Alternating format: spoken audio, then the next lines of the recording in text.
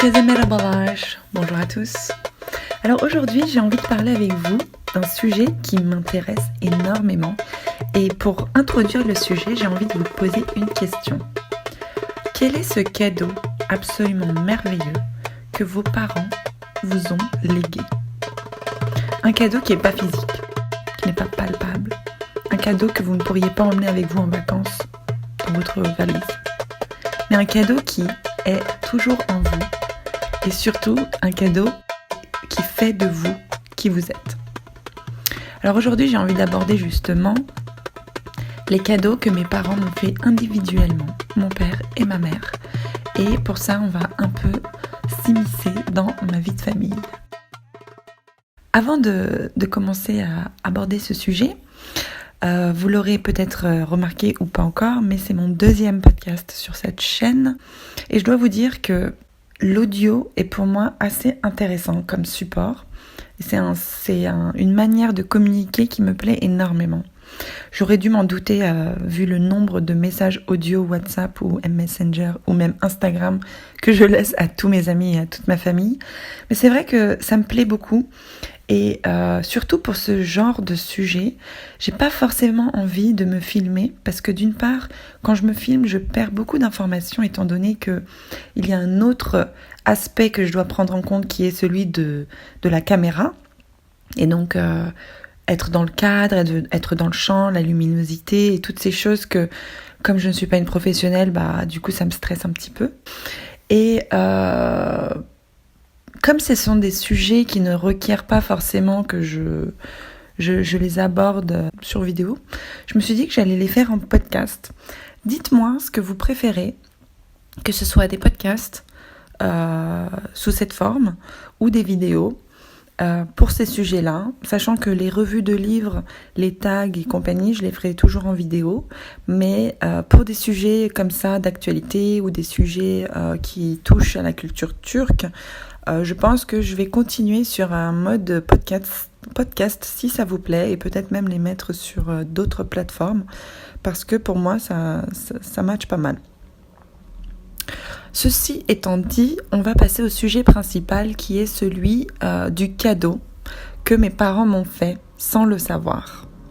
Alors quand je parle de cadeau, j'ai envie de dire qu'il s'agit plutôt d'une valeur que mes parents m'ont léguée individuellement, l'un et l'autre, et qui fait partie de moi, même si je ne l'ai pas demandé. C'est ces choses-là que vraiment je n'ai pas pu y échapper et je n'ai pas pu non plus refuser ces cadeaux-là. Ils sont en moi et ils seront toujours en moi et je les dois à mes parents. Et d'ailleurs, ils ne se sont même pas rendus compte quand ils m'ont fait ce cadeau. Et donc, je pense que c'est important de voir qu'est-ce que c'est exactement cette petite partie d'eux qu'ils ont laissé en nous via l'éducation et surtout via les comportements qu'ils ont eus autour de nous et qui nous ont montré comment se comporter dans la vie sociale, dans la vie commune, dans la vie de famille et dans plein d'autres environnements. Et je trouve ça extrêmement intéressant, surtout pour la compréhension de notre être et puis de qui on est vraiment et de comment est-ce qu'on interagit avec les autres. Alors, je vais commencer par ma maman.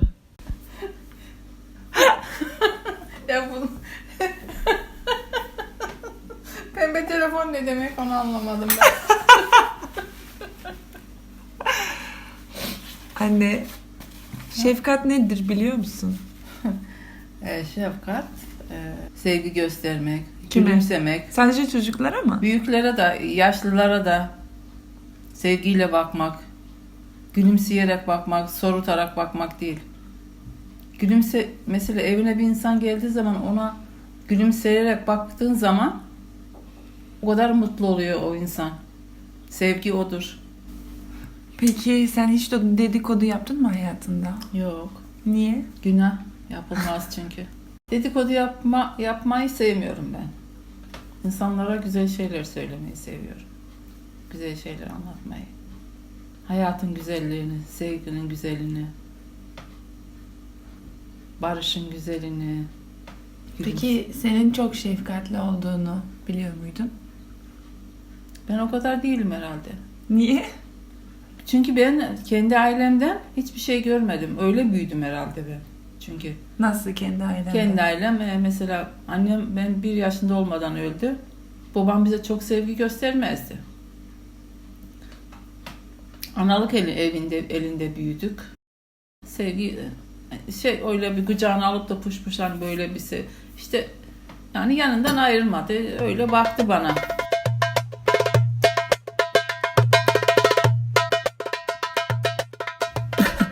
Ma douce et chère maman Sevim.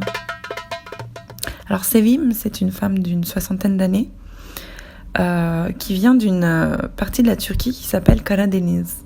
Pour ceux qui ne savent pas, Karadeniz, c'est au nord-est de la Turquie, tout ce littoral qui est bordé par la mer Noire et qui a une population bien caractéristique. Et ma mère vient d'un village qui s'appelle Arsin et qui est à 10 minutes de la grande ville de Trabzon.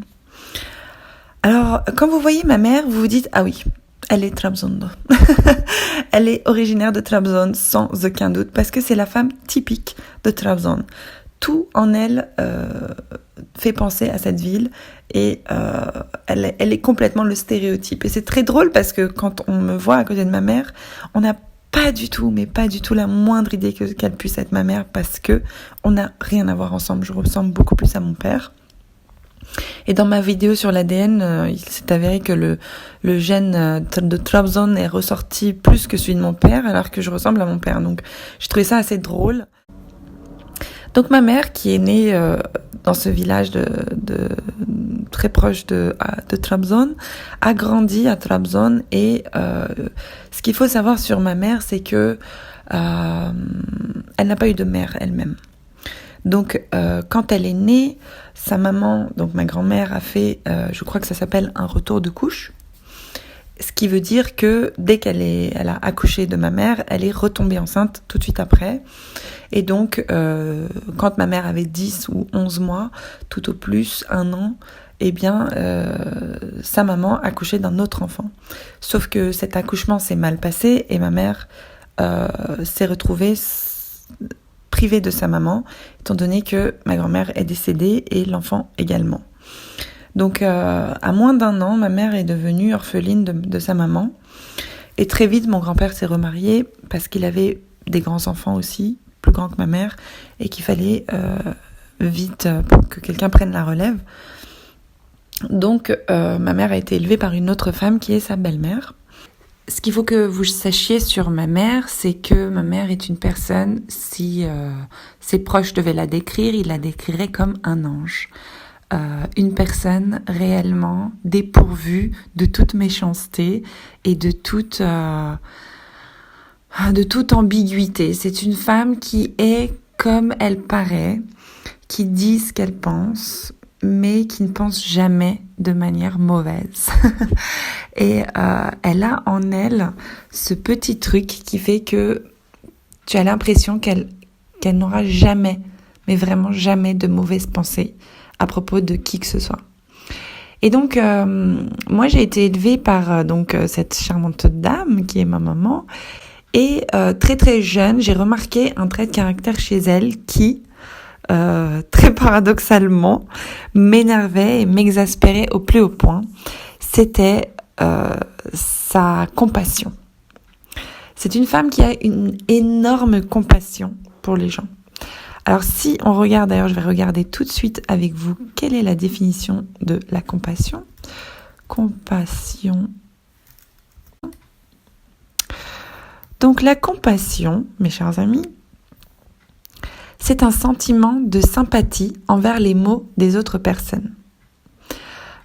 Pour donner un exemple, les instituteurs devraient faire preuve de compassion envers cet enfant qui vient de perdre ses parents. Les synonymes, pitié, empathie, sensibilité et sympathie.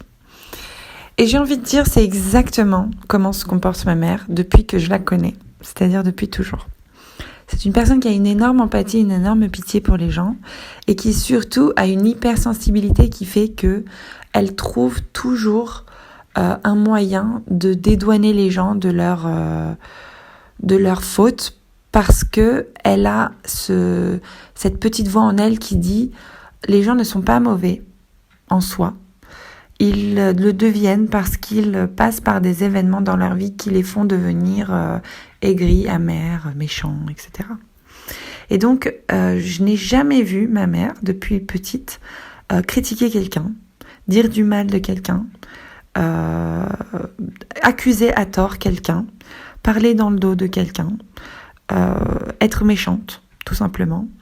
Et je n'ai jamais ressenti de haine dans les yeux ou dans les paroles de ma mère. Je n'ai jamais ressenti de colère. C'est une personne très calme de toute manière.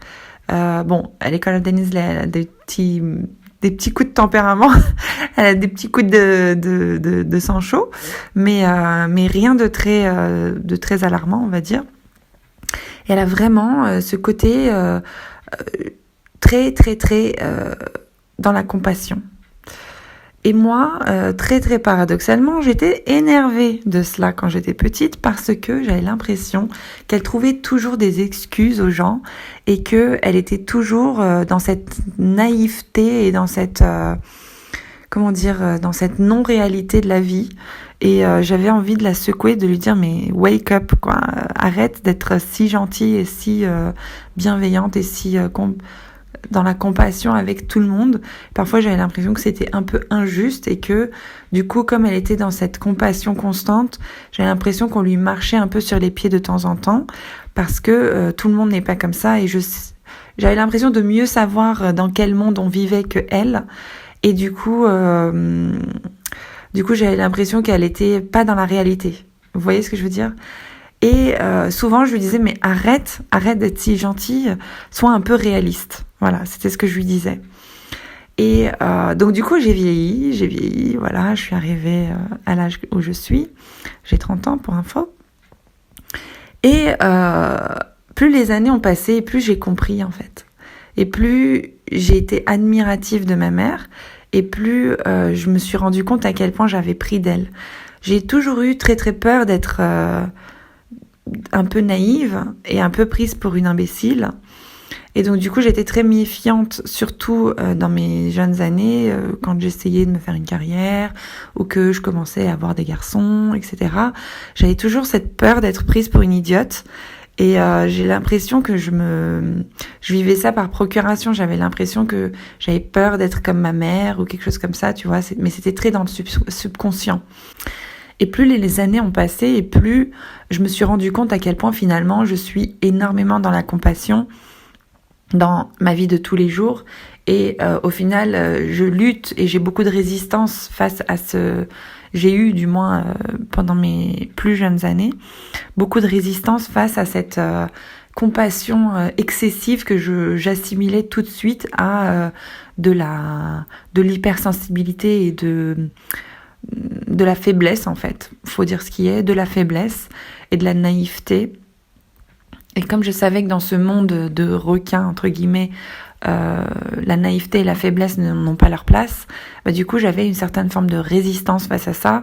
Et je pense que mon énervement face à ma mère, enfin je lui faisais pas non plus des grandes scènes, hein, mais intérieurement je lui en voulais. Je voulais qu'elle soit un peu plus vive, un peu plus voilà. Et en fait plus tard, c'est-à-dire ces quelques dernières années, je me suis rendu compte à quel point c'était un cadeau qu'elle m'avait fait. Parce que je ne peux pas être plus reconnaissante de ce qu'elle m'a transmis en fait. C'est pas une leçon qu'elle m'a donnée, c'est pas une valeur qu'elle a essayé de m'inculquer, c'est vraiment une manière de vivre qu'elle a eue et que j'ai observée pendant toute mon enfance et toute mon adolescence et qui a provoqué en moi des émotions. Déjà, rien que le fait qu'elle provoque en moi des émotions, que ce soit la colère ou autre chose, c'est déjà quelque chose. Ça veut dire que je suis réactive à ce qui se passe et à ce que ma mère me transmet. Et au final, aujourd'hui, j'en suis plus qu'heureuse, j'en suis plus que reconnaissante, plus que contente d'avoir eu un exemple tel parce que et là j'essaye pas de tirer le portrait le plus angélique qu'il soit de ma mère, hein. Tout le monde a des défauts, tout le monde a des qualités, voilà, mais la qualité que ma mère m'a transmise était vraiment est devenue aujourd'hui en tout cas une de mes plus grandes valeurs et une des valeurs avec lesquelles je veux continuer ma vie, une valeur que j'ai envie de partager avec les gens et une valeur surtout avec laquelle j'ai envie de mourir en fait. C'est celle de la compassion, de toujours mettre en avant la compassion à la place de la méfiance, la haine, la méchanceté, le jugement et tous ces autres états qui nous pourrissent la vie les uns et les autres, mais aussi nous-mêmes à l'intérieur de nous, parce que au final, quand vous avez de la compassion envers les gens, autant de compassion envers les gens, et je pense que je l'ai observé chez ma mère sans le comprendre vraiment jusqu'à pas longtemps, mais vous avez automatiquement de la compassion aussi pour vous-même. Je peux pas dire que j'ai énormément de compassion pour moi-même, mais du moins j'essaye au maximum et je me force pas, c'est juste que je sens que ça vient de plus en plus naturellement, d'avoir énormément de compassion pour tous les gens qui m'entourent, mais également pour moi-même. Et ça, c'est une excellente, une magnifique leçon de vie. Et je ne pourrai jamais, jamais, jamais la remercier assez pour m'avoir transmis cela. Donc voilà, bon, ça fait déjà presque 20 minutes que je parle. Je pense que pour le prochain podcast, ce sera la valeur que mon père m'a transmise, ou du moins le cadeau qu'il m'a transmis sans même s'en rendre compte. J'espère que ça vous a plu et j'espère que vous reconnaissez là-dedans, parce que ce serait vraiment exceptionnel pour moi que vous me disiez que vous aussi vous avez vécu la même chose. Et dites-moi ce que vous en pensez, dites-moi quel est le cadeau que vos parents vous ont laissé, même sans s'en rendre compte. Ou alors, si vous n'avez jamais réfléchi à ça, je vous invite fortement à y réfléchir et à vous dire, ouais, qu'est-ce que c'est le cadeau que mes parents m'ont légué? Voilà. Je vous fais d'énormes bisous et puis je vous dis à bientôt pour un nouveau podcast. Bye bye.